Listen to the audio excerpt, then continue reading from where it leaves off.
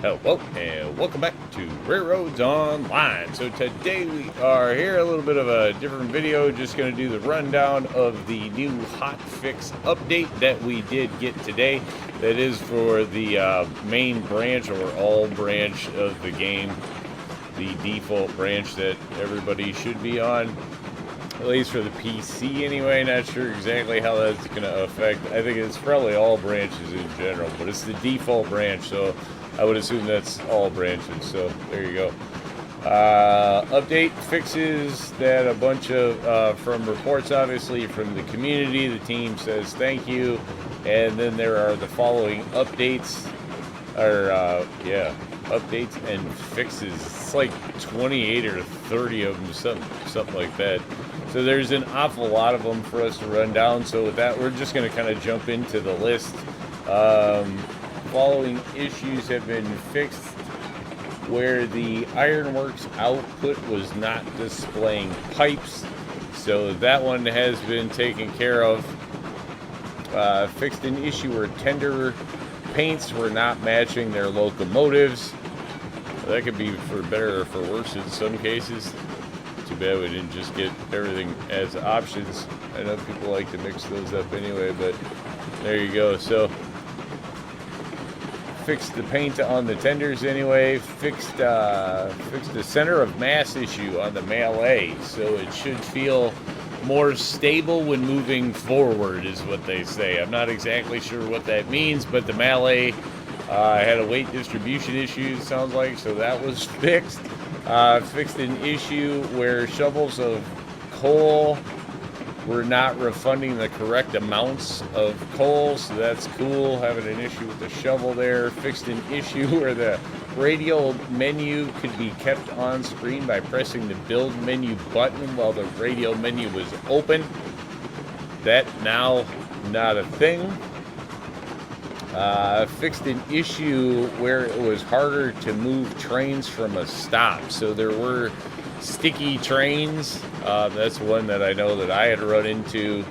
Other people had too, which was causing derailments and things like that. Obviously at weird times because you're using power and stuff like that you shouldn't be. So that fixed, and as far as I can tell, that's fixed. Haven't run into any kind of sticky issue with the train. So that one is good. Remap the controller map switch function on the main map. Use X to flip switches while using controller on PC. So okay, that's a thing. Fix the raw iron call out in the wiki for the stake flat cars. So if you're using the wiki. Fixed an issue where a player couldn't connect rails under the open air engine sheds. That was definitely an issue, but that was before like the release update. That's not like new just to the release update. So there's that.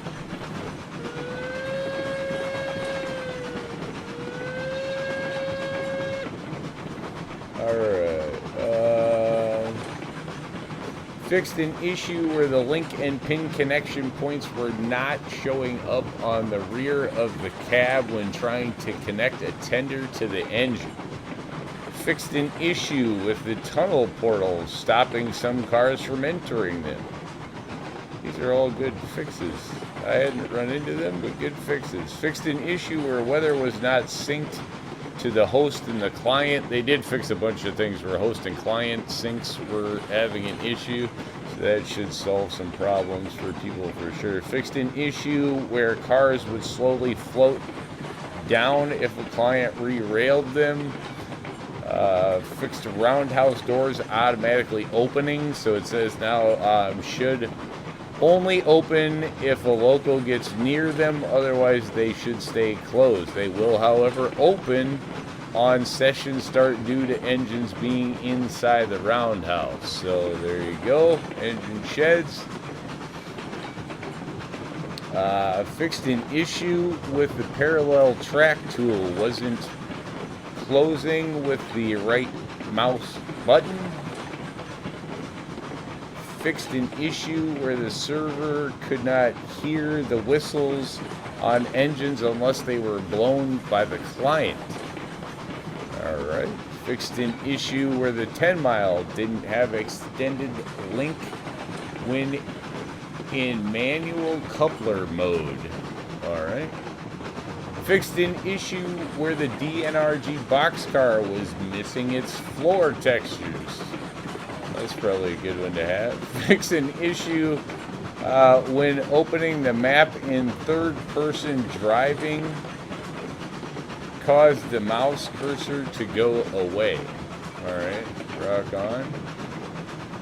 Fixed an issue where it was harder to delete the three-way switch, so this prevented players from deleting the switch when it was buried in the ground. So it was kind of picky to delete that. It should be easier now. Easy to get those lost. I know some players have had some issues with switches for sure. Fixed an issue where the mini-map would fade out icons too early. Fixed an issue track places in the wrong direction, right? So starting a new spline, sometimes it would go back up the spline the other way. That should be a fixed issue now. Seen that was kind of a hassle. Again, that was a pre-release issue. So fixed an issue stake flat model error. So not sure what was there, but okay.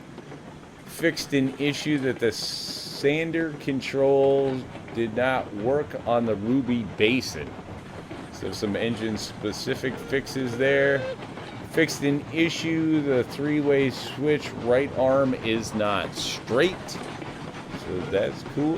Fixed an issue, the UI call out for closing the parallel track tool was wrong.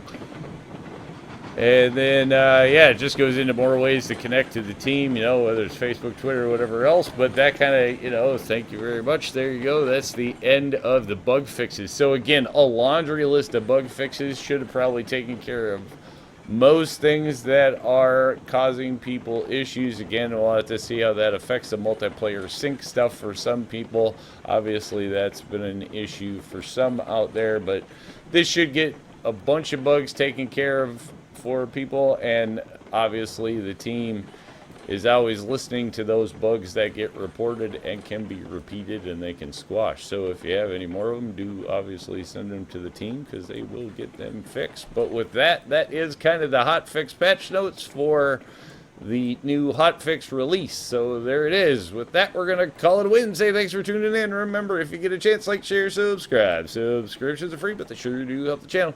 Y'all have a great day.